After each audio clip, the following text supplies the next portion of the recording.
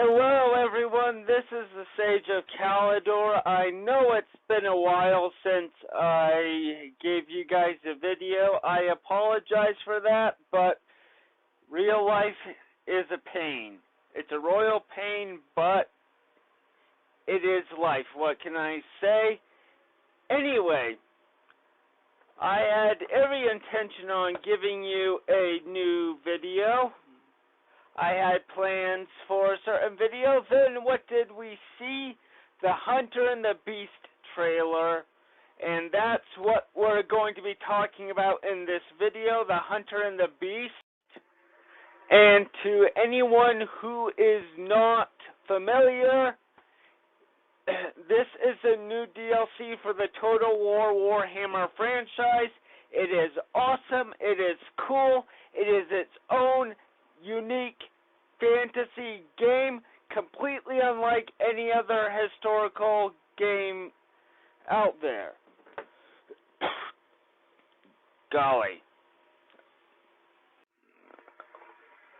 Alright. So I wish to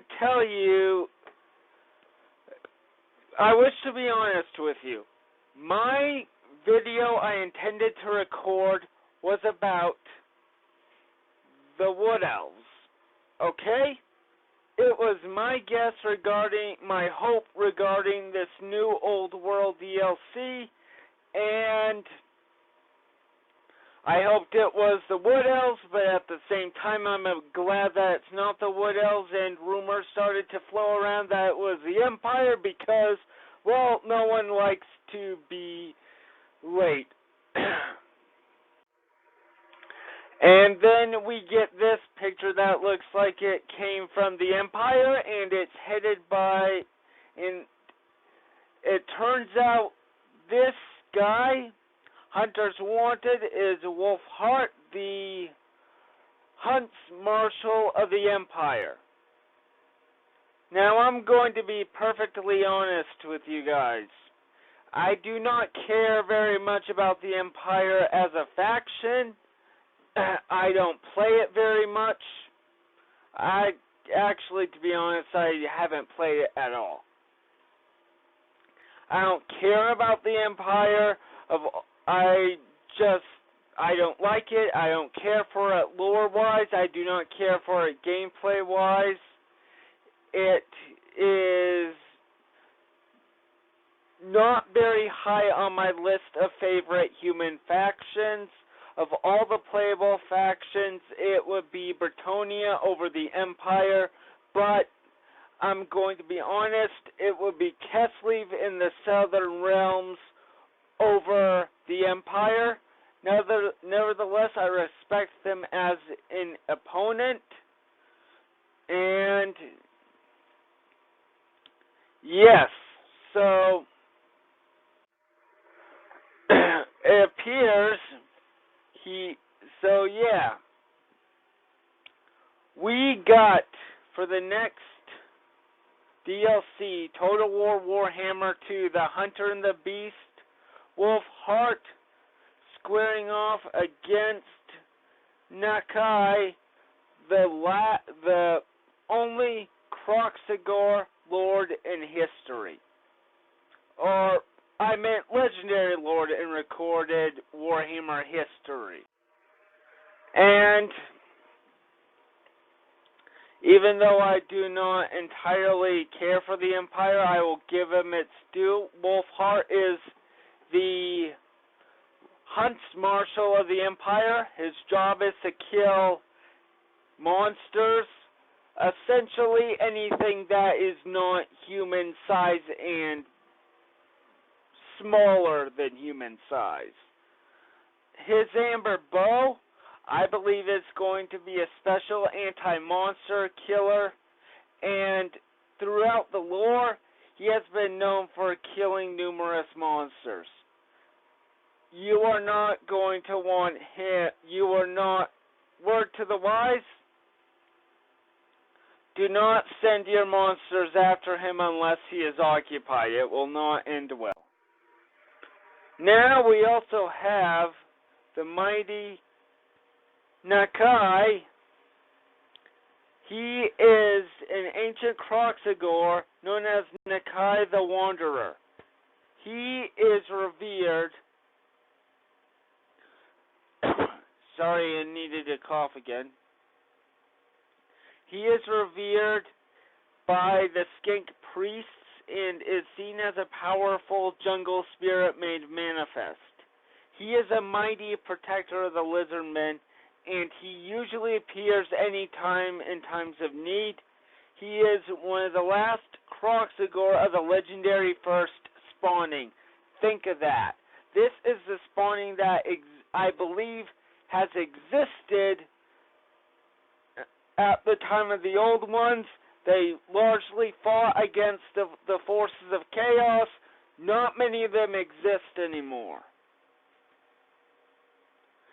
Originally home at Thyixa, I probably butchered that, he was left masterless after the city's destruction during the Great Catastrophe, and since then he has not pledged himself to any city. I wish to tell you this. I read the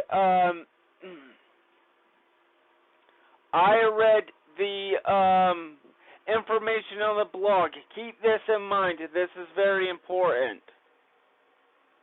He wanders where the Grand Plan deems his presence necessary. He appeared at the defense of Issa during the war against demons and chaos, and after that he went to sleep.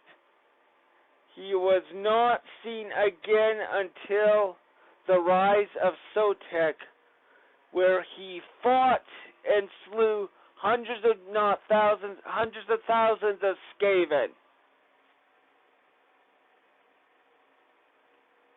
And he continues to go about his business every day. During times of peace, he is revered and looked after by skinks. In times of war, he is nigh unstoppable on the battlefield. Alright, so what do we got here? Alright, the Hunter and the Beast includes 2 new legendary lords. Marcus Wolfheart leads the Hunts Marshals expedition. Nakai the Wanderer is the leader of the Spirit of the Jungle faction. 2 new lord types, Hunter Generals and Ancient Kroxigors. I have nothing to say about this. I don't know if it's lore friendly, but maybe in the past. My specialty in Warhammer is from 7th to 8th edition. Will somebody please let me know down below? But either way, this is going to be cool. We are going to have 2 new lore types. Hunter General, a ranged monster killer, and an ancient Kroxigor, which is a giant Kroxigor on steroids that can kill off an army. Alright, new unique faction mechanics, quest change to legendary items, skill trees and campaign narrative for the Vortex campaign. Yes, I know, new unique faction, 4 unique faction hero units for the Empire, Wolfheart's Hunters. We'll get back to that later. New units for the Empire, Archers, Huntsmen, and War Wagons. I did not know War Wagons were a thing until I looked it up. Don't believe me? Go to Warhammer Wiki and type in War Wagons. So Archers, believe they're going to be like a rate of fire unit. Huntsmen, guerrilla deployment. New units for the Lizardmen, Dreadsaurians, Sacred Kroxigors, and Razordawn hunting packs. Sacred Kroxigors, I believe, are something new they thought of, but hey, sounds pretty cool. Dreadsaurians, gigantic reptilian dinosaurs, I believe I mentioned before in Razordawn hunting packs. Well, giant reptiles like the salamanders that shoot out spikes. We're going to get new regiments of renown for both the Empire and the Lizardmen. That makes sense. This makes sense because we got several new unit types. When will the Hunt of the Beast be released? 11th of September. Pre-purchase discount. Yada yada. Yeah, there will be. Will the new legendary lords be fighting for the control of the Vortex? Marcus and Nakai, playable in the Eye of the Vortex campaign, but they will have their own destiny to fulfill and will not fight for control of the Vortex. This is going to be interesting because Nakai is still technically tied to the Lizardmen, but he is not involved in the race for the Vortex. This is going to be interesting. Marcus Wolfheart not taking part in the Vortex, understandably human, alright? The Empire would wander around doing whatever they want without any care for a Vortex or anything. Will they both be available for the Eye of the Vortex and Mortal Empires? Yep. That's given. New following units. We already talked about that before. And it says for full details and seeing them in action, to go. Keep an eye on YouTube and Twitch for announcements. Well, new mechanics will Marcus Wolfheart bring to the Hunter and the Beast. He will bring a brand new mechanic. Wolfheart's hunters scattered throughout Lustria are four of the finest hunters that ever lived. Wolfheart may attempt to track them down and acquire their services to aid in the expedition's success and subsequently developing each hunter's unique attributes and learning the tales of their past deeds. Jorik Grimm is a brilliant master engineer, shunned for his eccentric deeds. He has struck out alone to seek his fortune in Lustria. Roderick Engel was once a renowned paladin, disgraced and exiled. However, he is haunted by a past he cannot escape. I think Rorik Grimm is I want to say he's a dwarf. I know Roderick is a paladin from Bretonnia.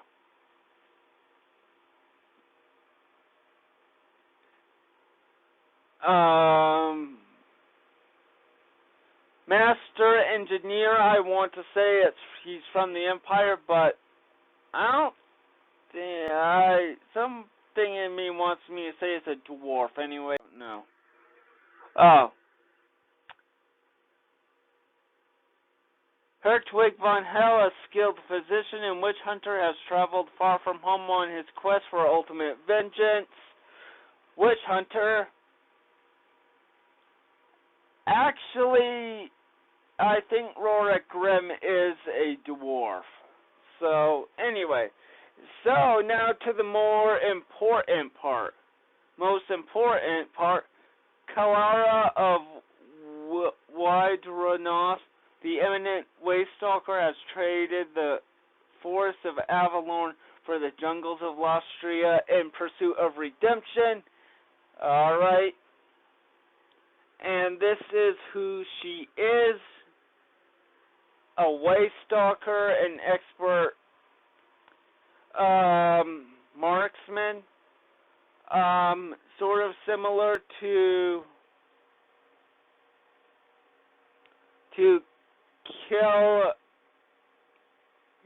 Carillion, the wood elf from the Vermintide games. Now, I will say first and foremost, as an elf supremacist, I find this as absolutely despicable because there is no way that an elf would busy themselves with fighting alongside humans and dwarves. Of course, exceptions exist in which they are absolutely necessary, and I took a look at her backstory, and it's worth another video. There are cases in which it is required for elves to fight alongside humans because, well, humans are essentially imbeciles that can't take care of themselves. I mean, virtually all of the problems in the Warhammer world just started because humans would just do something stupid. Oh yeah, if I hear any words of I heard about this whole thing that people want to tell Kerillian to shut up. Any whiff of that on my channel, you are not going to have a good day on my channel, mark my words. But keep in mind, there's going to be a follow-up video about these two characters, especially the new elf hero. Emperor's Mandate.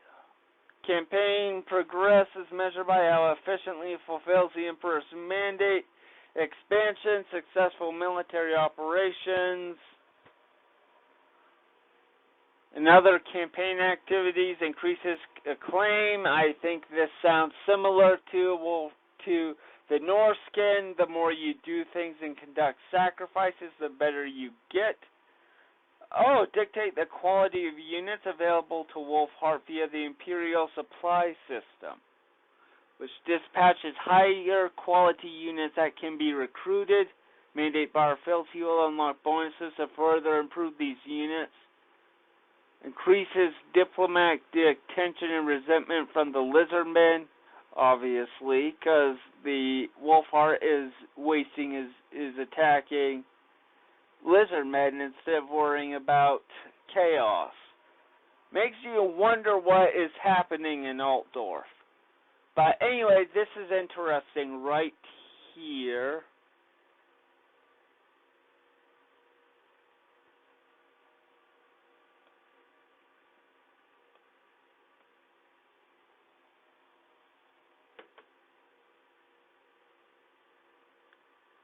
It looks like this is going to be similar to the Medieval 2, the Americas game, the Americas expansion, where certain settlements actually, let me rephrase that. That has nothing to do with Medieval 2. But it looks like the better there is this bar, and the more you conduct this Emperor's Mandate, means you can unlock better units, which means in order to, say, use the Reichsguard or Demigryph Knights, your Emperor's Mandate has to be higher.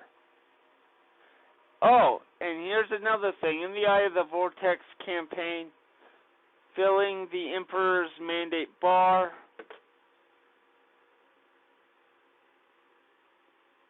would cause Nakai the Wanderer to issue a final challenge to Wolfheart. With Mortal Empires being a sandbox experience, we like to leave how you complete the campaign up to you. So,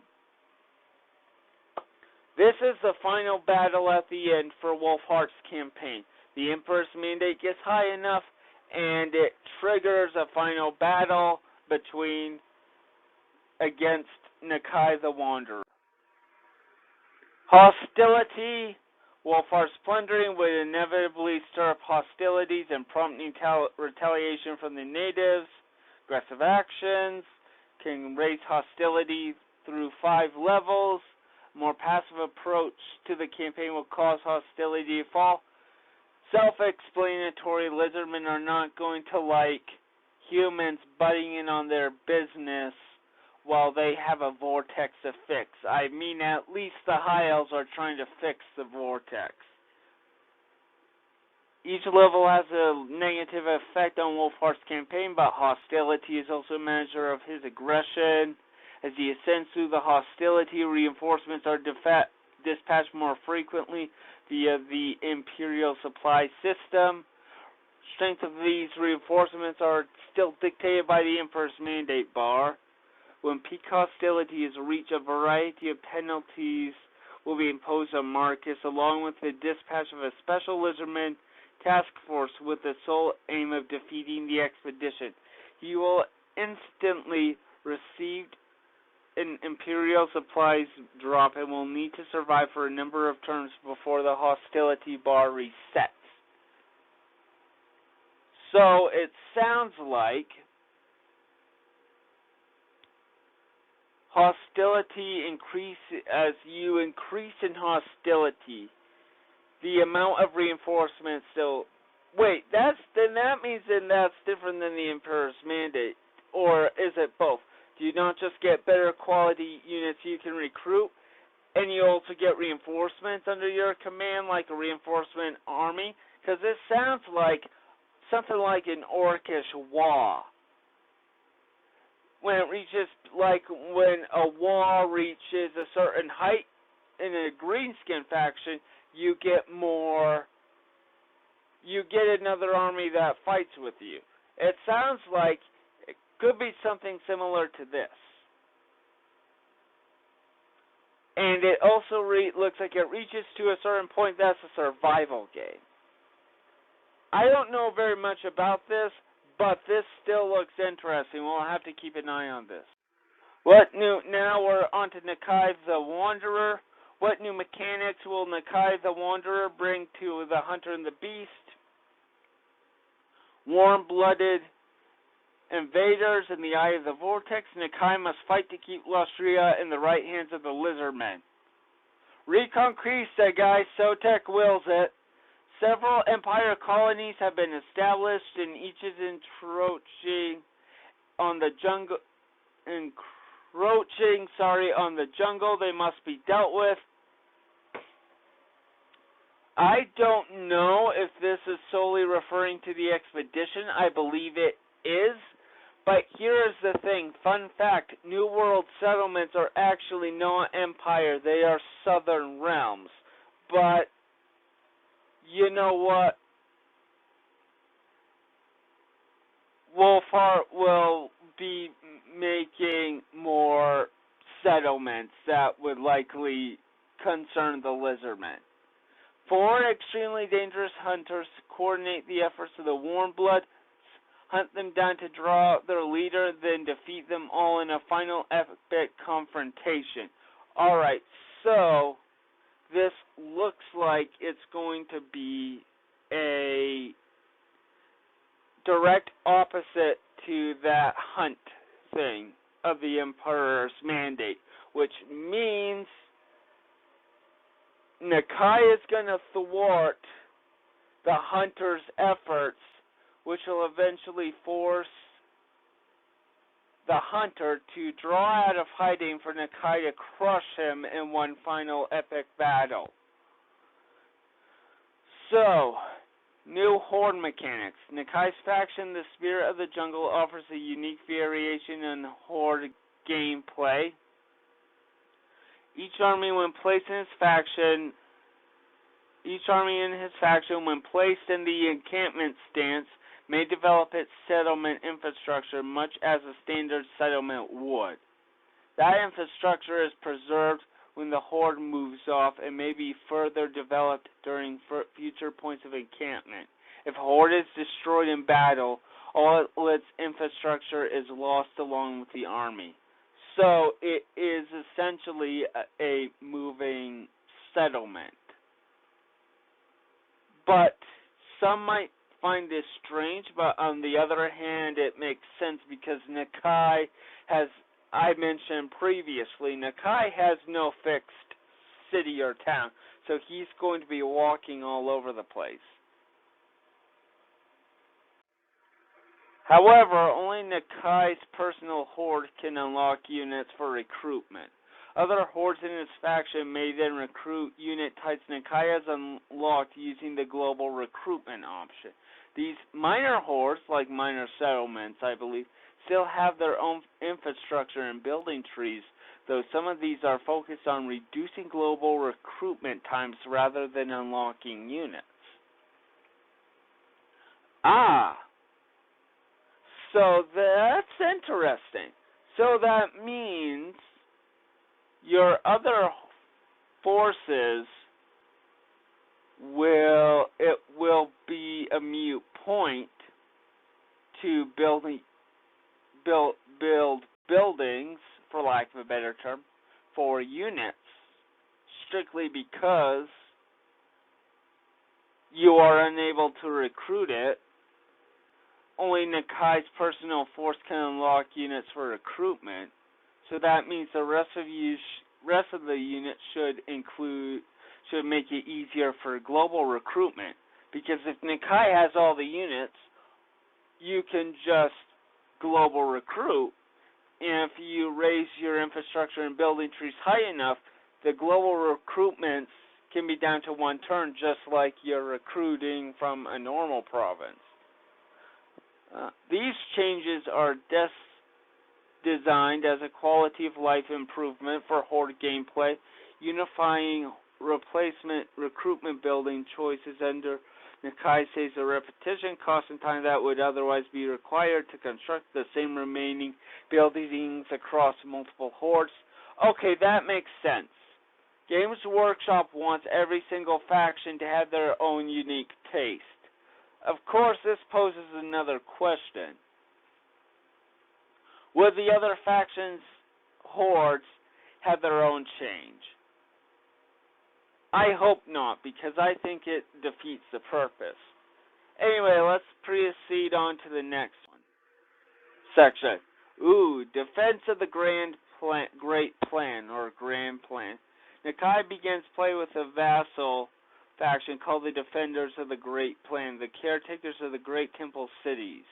When one of Nakai's armies captures a region, it may be gifted to the Defenders. When a region is gifted thus, Nakai must choose which Old One that region's temple should be dedicated to. As more temples are dedicated to a specific Old One, the more powerful the rewards bestowed upon Nakai and his factions.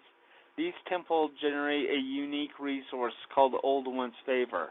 Nakai may expend this favor to provide assistance to his vassals through unique rights, boost the income the vassals provide, invisibility over them, and recruit blessed spawning units or heroes in lands at higher ranks. Hold on. This favor sounds a lot like the High Elf influence, where the more you get allows you to gain access to better lords. But in this one, it's expanded to other forms of assistance. That sounds rather cool.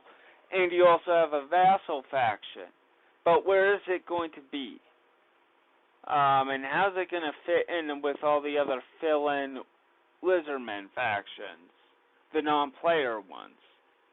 We need to wait and see what happens. And it looks like this whole concept of favor is actually similar to the Norskins. The question is, how many Old Ones are there? Because it looks like, according to this blog post, and I'm basing it on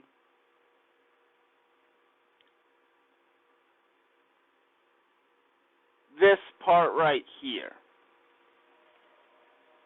This sounds like the more you dedicate a temple city to a specific Old One, the better bonuses you get. Sort of similar to Norska, where if you raise a settlement or successfully complete a monster hunt, you do it for the hound, for the serpent, for the eagle, for the raven, and you can get certain bonuses. I think something similar to this is happening here. Unique rights. Nakai has a selection of a few new rights focused around his units, faction mechanics, and campaign focus. So these are specific to Nakai's faction. The other Lizardmen factions don't have them. But there are only 3, so what is number 4? Maybe the Rite of Awakening for Slan, I don't know. Alright, Rite of Allegiance. Performing this rite will cause attrition to the enemies of Nikai's vassals, the defenders of the Great Plan, when in their region, similar to the Rite of Sotek. Rite of Rebirth. This rite spawns an army for Nikai's vassals, the defenders of the Great Plan, at their capital to help protect the Lizardmen. Sounds a bit like the ritual Rite of Ferocity, is it, that brings out an army of beasts to fight? Rite of Mastery. This rite increases the recruitment rank of Kroxigor, Sacred Kroxigors, and Kroxigor Ancients, while improving their weapon strength and armor. I want to say Rite of Sotek, because does it have something along the lines of improving strength for skinks? Either way, all this looks very interesting, extremely interesting. Alright. So,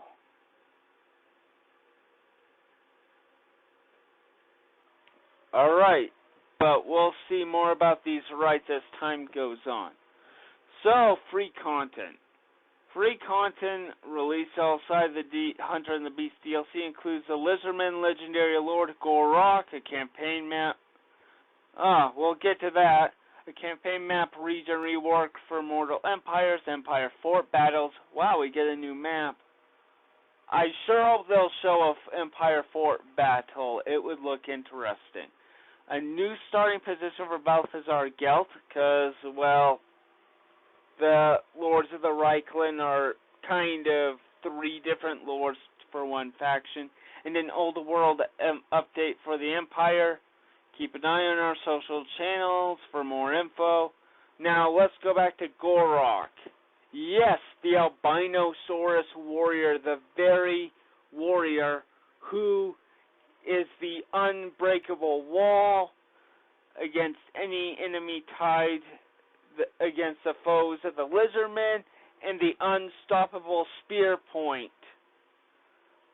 That spear point of every Lizardman attack. This guy is a born warrior.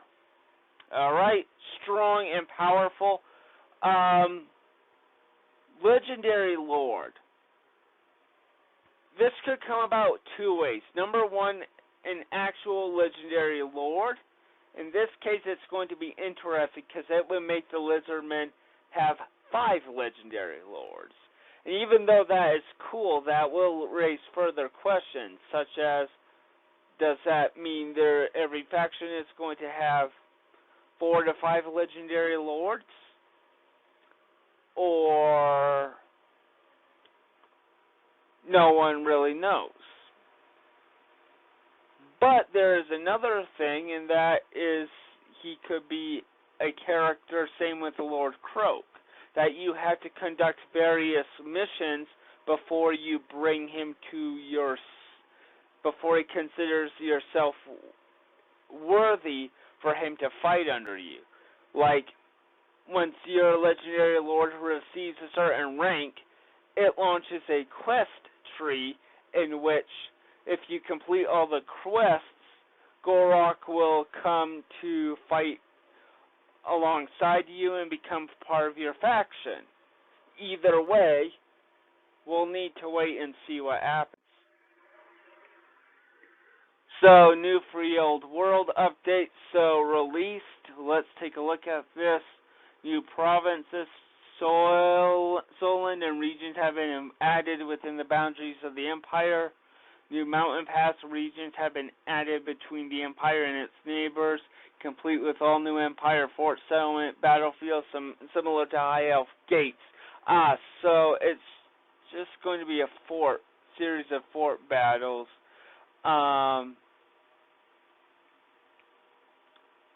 That is going, I still want to see more on how this works. Alright, new provinces and regions have been added for Albion. This looks pretty cool, pretty interesting. Of course, it links to another question.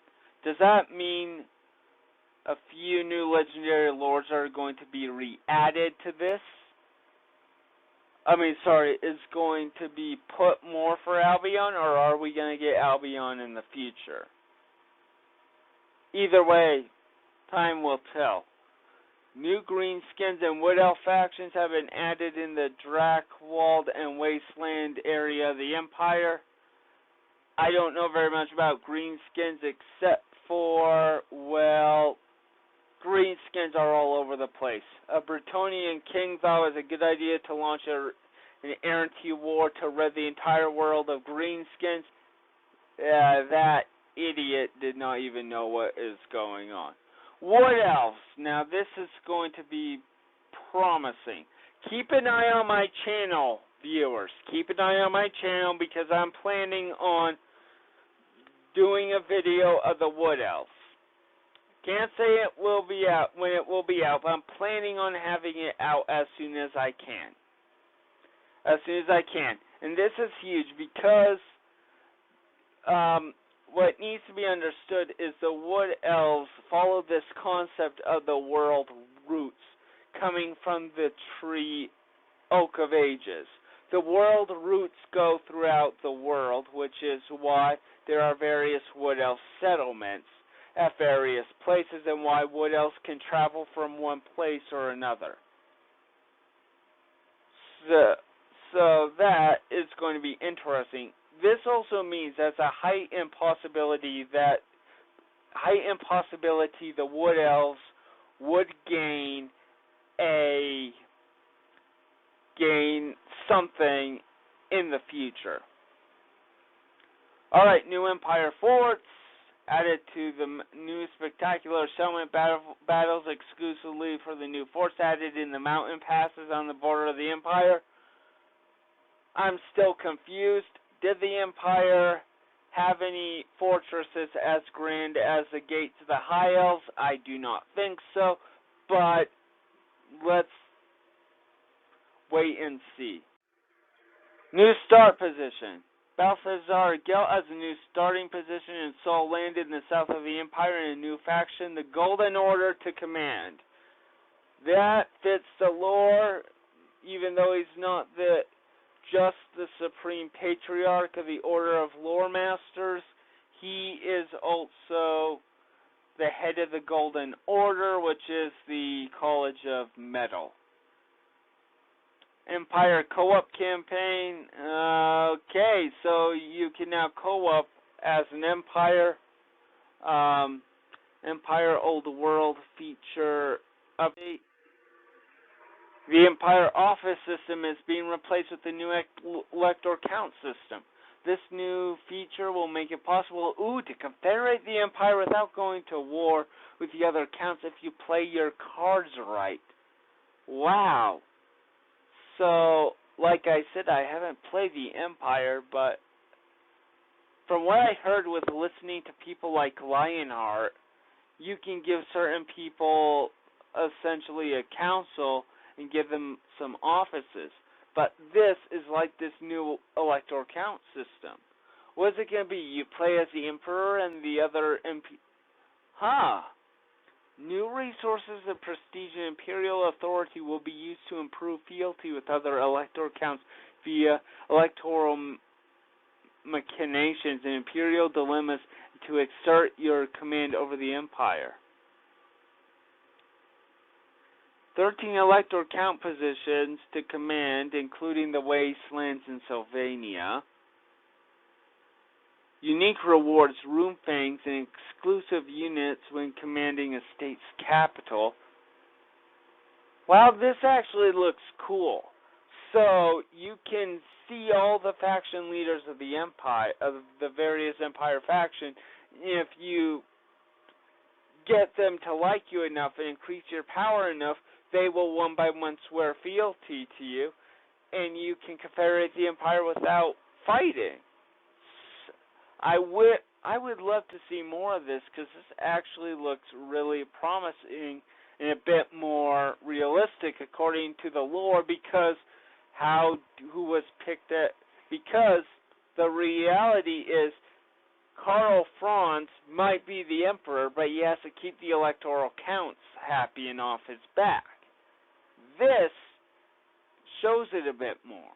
Shows it more. This is very cool, very interesting. So the previous officer system is now defunction, defunct, is not available in all older saves. So if any of you have an Empire faction with this, I suggest you get it done now. When will the free content be available? Release date of The Hunter and the Beast, 11th of September. Will The Hunter and the Beast released on MacOS and Linux, coming shortly after the release date. Now, what are my thoughts about this DLC? Well, like I said before, I don't care too much about the Empire, but I will talk about the Lizardmen.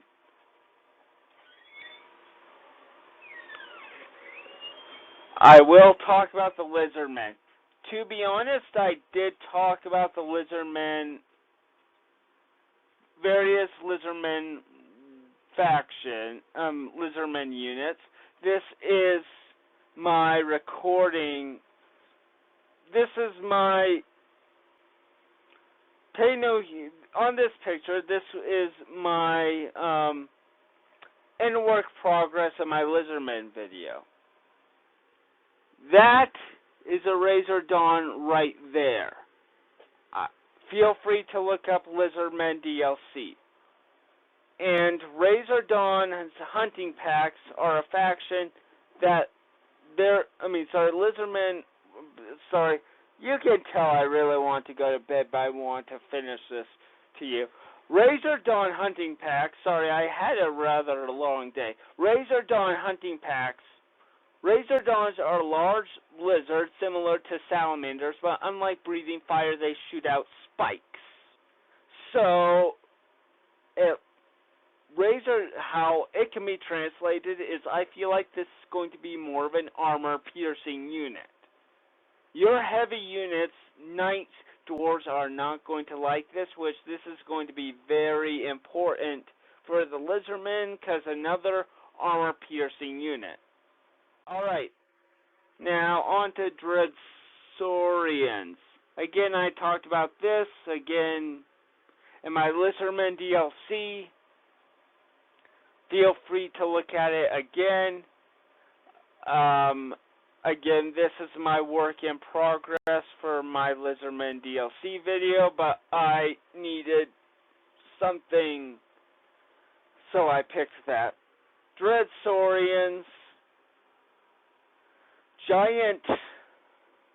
they're giant reptile dinosaurs, rather feared and respected by the Lizardmen for various reasons. Few things can ever stand against it. I believe this is going to be something along the lines of an anti-monster killer, anti-large, and anti-infantry. This monster is going to be one of the strongest monsters in the game. I can feel it, because on how much power and influence and work was needed to keep these beasts in check in the lore, and I believe with keeping some balances in, they're going to make Dreadsorians an armor-piercing anti-infantry and anti-large. I may be stretching on those two, but at the very least, you will want to keep your powerful large monsters like dragons away from this guy. So, I can say I'm actually, Lizardmen-wise, actually looking forward to the Beast section, because I did talk about wanting to have Razor Dawns and Dreadsorians. I don't know what to say about the Sacred Kroxigors. They looked interesting in the trailer, but that was the first time I heard of them. Anyway, so it's going to be interesting to see why the Hunter is in Lustria, instead of staying in the old world killing the monsters of chaos. I certainly hope